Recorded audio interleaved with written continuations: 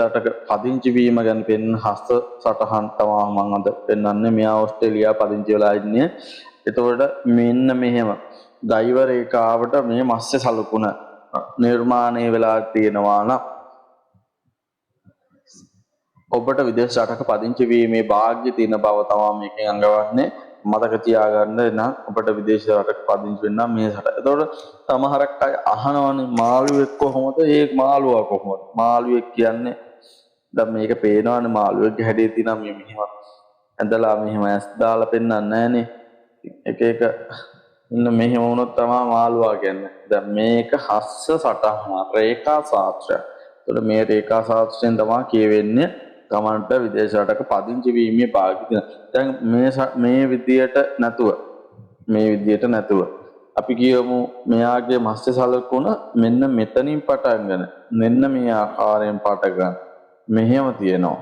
එතකොට විදේශගත වීම පදිංචි වීම තව ආකාර පෙන්වන හස්තේ. එතකොට විදේශගත වීම පෙන්වන ආකාර 14ක් මට හම්බලා තියෙනවා. එතකොට මෙහෙම තියෙනවා නම් මෙහෙම ඇවිල්ලා මෙහෙම දෛව රේඛාවක් නිර්මාණය වෙලා තියෙනවා නම් ඒත් විදේශගත වී පදිංචි වීමක් තමයි කියවෙන්නේ. හොඳට බලන්න. එතකොට ඔබට විදේශ රටක පදිංචි වෙන්න වාග්ය තියෙන හස්තයක් තමයි මේ කැනඩා ඕස්ට්‍රේලියාව වගේ ඉන්න රටවල ඉන්න අයගේ බොහෝ හස්තේ මේ විදිහට තමයි තියෙන්නේ පිහිටලා. ඔබට විදේශ රටක පදිංචි වීමේ වාග්ය තියෙනවා. හොඳට බලන්න. මේක සලකුණක් ඉතින් අපිත් එක්ක රැඳිලා හිටියොත් මේ හස්ත රේඛා දැන් අපි දානවා දැකලා බොහෝ අය අපෙන් බලපු අය මම උගන්වපු අය අදත් මට මැසේජ් ආවා මං තනියෙන් දැන් ඉගෙන ගන්නවා සර් මට කියලා දුන්නා. එයා එහෙම තමන්ගේ ජීවිතේ ගොඩනගා ගන්න. එතකොට ගොඩක් අපිට උනත් ඒක අහනකොට හරි සතුටුයි. අපිට හැමෝම සම්බන්ධ කරගන්න බෑ. මොකද අපි මුදලක් ගන්නවා. මොකද අපිට යම් දේවල් කරගන්න තියෙන මිනිස්සු වෙනුවෙන් වැඩ කරනවා, මිනිස්සු උදව් කරනවා.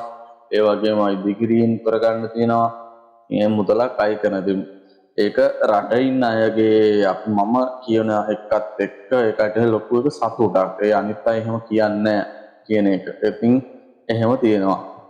ඉතින් ඔබටත් පුළුවන් අපිත් එක්ක සම්බන්ධ වෙලා මේ විෂය හරිකමානුකූලව මතක තියාගන්න. මේ පොත්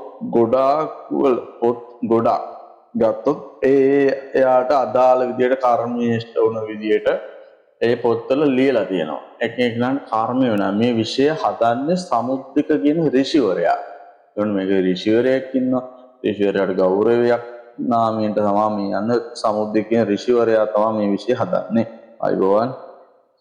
එතකොට තව ඉවර කරන්න කලින් කියන්න දෙන කාරණයක් තමයි 4 1 හජ්ජෝතිෂ්‍ය දෙකකට බලන්නේ අපි.